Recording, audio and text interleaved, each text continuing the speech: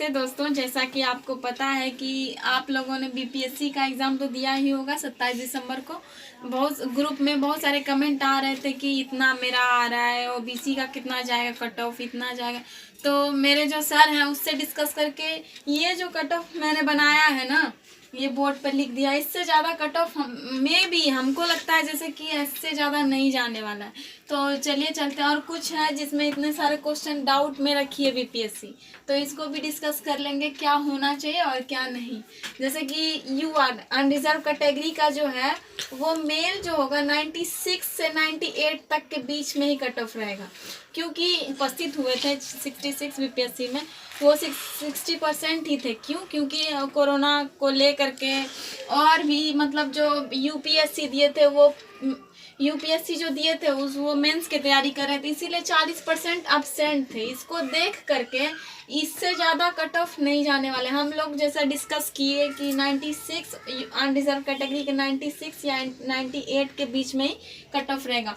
और देखिए फीमेल का कट ऑफ 89 से 91 के बीच अनरिजर्व कैटेगरी का जाएगा। फिर जो ईडब्ल्यूएस है वो 92 से 94 के बीच में, और जो फीमेल है 86 से 88 के बीच में। और जो बीसी है, बीसी कैटेगरी वाले वो 94 से 96 जिसका आ रहा है वो मेंस का तैयारी स्टार्ट कर दीजिए, क्योंकि बीपीएससी का कैलेंडर में 21 मार्च से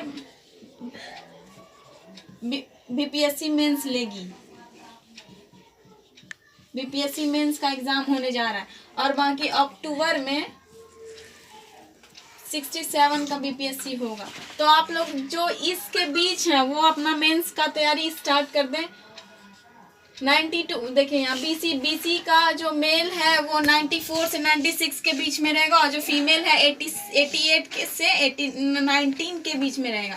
फिर ईबीसी जो कैटेगरी है 91 से 93 के बीच में रहेगा मेल में, और फीमेल में 85 से 87 के बीच। और जो एससी कैटेगरी है शेड्यूल कास्ट वो 87 से लेके 89 के बीच में रहेगा मेल, और फिर फीमेल का 79 से 81 के बीच में ही कट ऑफ रहेगा। फिर एसटी जो है वो 88 से लेके 96 के बीच में रहेगा मेल, और फीमेल का रहेगा 82 से 84 के बीच में। और जो फ्रीडम फाइटर है वो मेल का 87 से 89 के में भी हमको लगता है कि इससे ज़्यादा कट ऑफ नहीं जाने वाला है, क्योंकि क्वेश्चन में बहुत सारा डाउट रखी है बीपीएससी। जैसे कि देखिए त्रिरत्न, आप जाके क्राउन के बुक में जाके 90 नंबर देखिएगा, हिस्ट्री के क्राउन में देखिएगा त्रिरत्न में क्वेश्चन था, एक सेकेंड,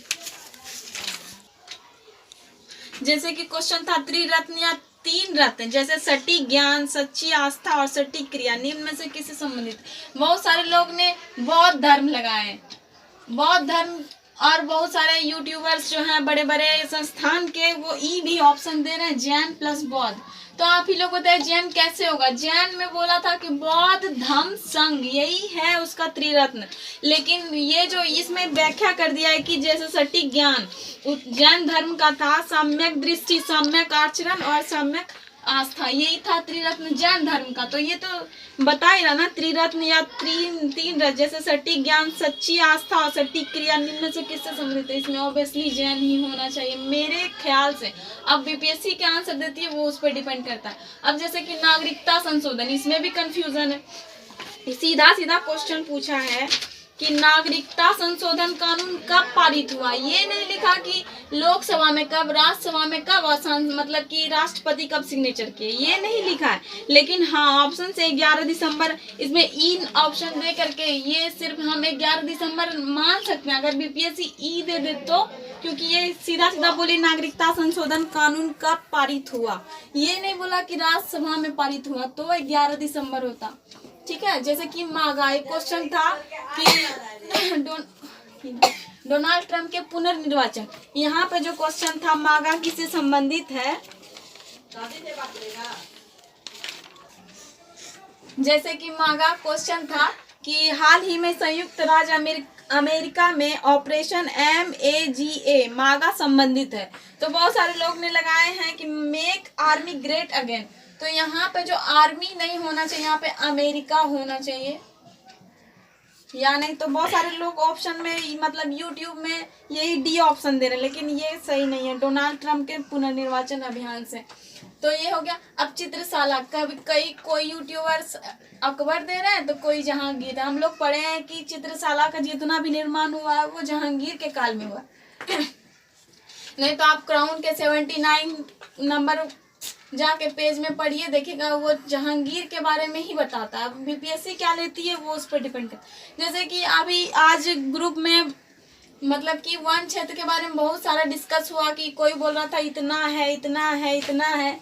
देखिए वन का जो मतलब बिहार में जो ज्योग्राफिकल एरिया है, मतलब भौगोलिक क्षेत्र टोटल बिहार का, वो है 94,163 किलोमीटर। ठीक है, ये है मेरा बिहार का भौगोलिक क्षेत्र। तो उसमें से 7,305.99 किलोमीटर है ये फॉरेस्ट एरिया। ठीक है, तो इसके ऑप्शन से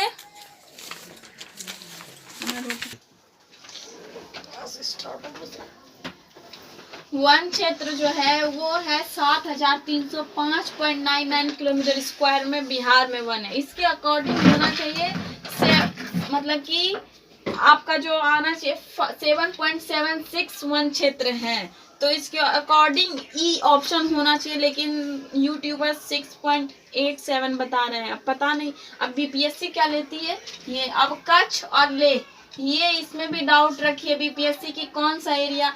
ज़्यादा का डिस्टेंस नहीं है, ये कच्छ जो है मतलब 4600 किलोमीटर स्क्वायर में है, और ये लेह है जो 45 पॉइंट समथिंग में है, कुछ मतलब 4500 किलोमीटर है। ठीक है, तो मेरे अनुसार कच्छ होना चाहिए, जैसे कि हम लोग डिस्कस किए कि हाँ कच्छ होना चाहिए। बहुत सारे लोग लेह बता रहे हैं, लेह सबसे बड़ा डिस्ट्रिक्ट है। पता नहीं क्या, अब ये तो बीपीएससी पे डिपेंड करते हैं कि बीपीएससी क्या ऑप्शन ले रही है। चलिए आगे चलते हैं। जो इजराइल वाला जो था क्वेश्चन कि इजराइल सबसे पहले किसके साथ समझौता किया, तो ये मिस्र होना चाहिए मेरे अकॉर्डिंग। हाँ मानते हैं ये अरब का देश नहीं है, लेकिन मेरे अकॉर्डिंग मिस्र ही होना चाहिए, क्योंकि बहुत सारे यूट्यूबर्स इजराइल बता रहे हैं। अब बीपीएससी क्या लेती है पता नहीं। ये देखिए फैराडे स्थिरांक में भी ये भी मतलब डाउट है। जैसे कि क्वेश्चन था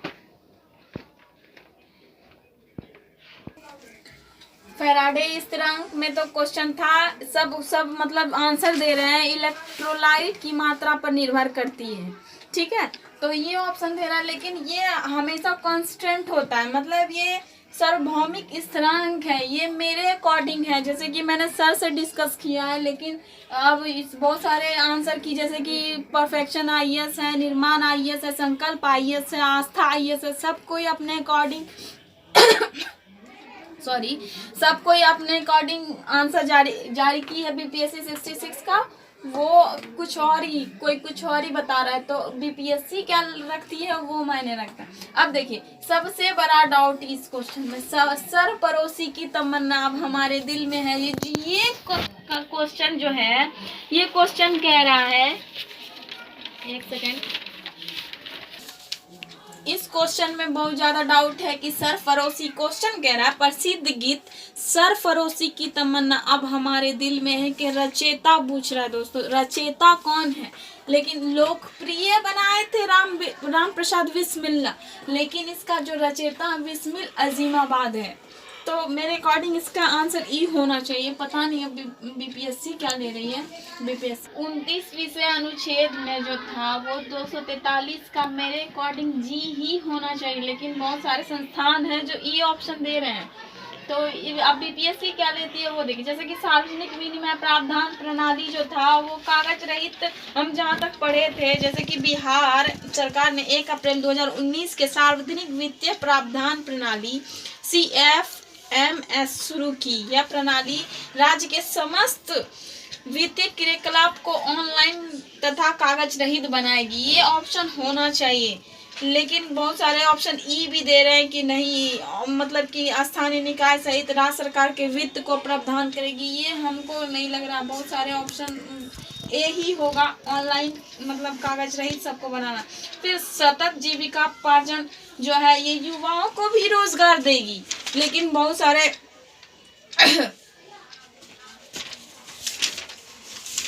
ये जो है सतत जीविकापार्जन, ये युवाओं को भी रोजगार देगी। हम कहीं पे पढ़े थे कि मतलब कि युवाओं की में दक्षता की वृद्धि करने के लिए निःशुल्क परीक्षण प्रदान करना, ये भी होगा। लेकिन बहुत सारे हैं कि अत्यधिक गरीब परिवार को सतत आय का सृजन कराने वाली परिसंपत्ति प्रदान करना।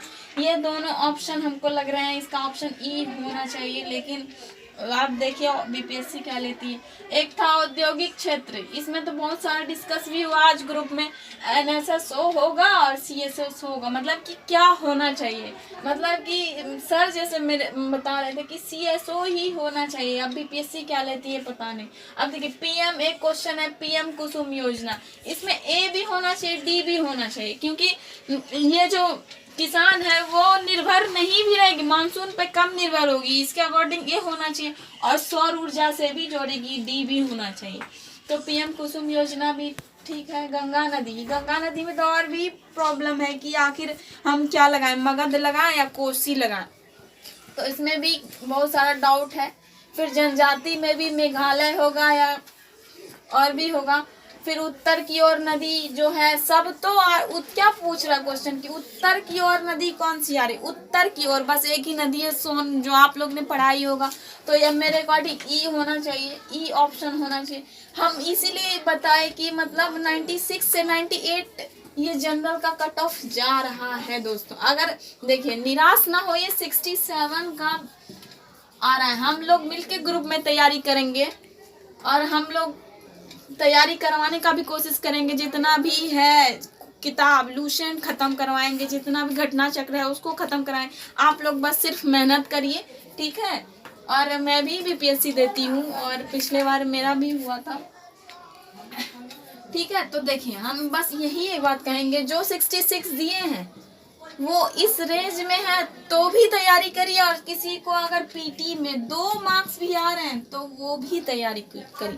पूछिए क्यों? क्योंकि आप लोग अगर अभी से मेंस, कभी भी दोस्तों बीपीएससी के जो स्टूडेंट होते हैं वो कभी भी पीटी की तैयारी नहीं करते हैं, वो हमेशा मेंस को ही लेके चलते हैं।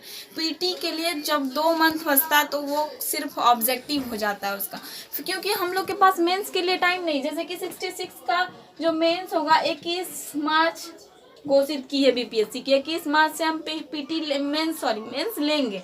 तो बताइए टाइम कहाँ बचा सॉरी ये मात्र 90 दिन टाइम बचा है, कैसे तैयारी करेगा स्टूडेंट। इसीलिए आप लोग अभी से 67 भी है आप लोग के पास अच्छा अपॉर्चुनिटी, तो आप लोग अभी से ही भिड़ जाइए 67 में। अगर इसके मतलब इसके अकॉर्डिंग मार्क्स आ रहे हैं तो भी आप तैयारी करिए। 90 दिन बहुत होते हैं, 90 दिन अगर है तो आप 10 घंटा भी गुना करिए तो कितना 900 घंटा हो गया। और मेंस का सिलेबस उतना बड़ा नहीं है जितना कि आप लोग सोच, हम पढ़े हमको पता है कि मेंस का उतना, बस आप लोग लिखने का प्रैक्टिस करिए बस हो जाएगा। हम देखिए पहली बार वीडियो बना रहे थे, हम बहुत सारा कंफ्यूजन था इसमें, तो अगर गलती हुआ है तो मुझे क्षमा करें। थैंक यू, धन्यवाद हमको सुनने के लिए लास्ट तक। है देखा वीडियो।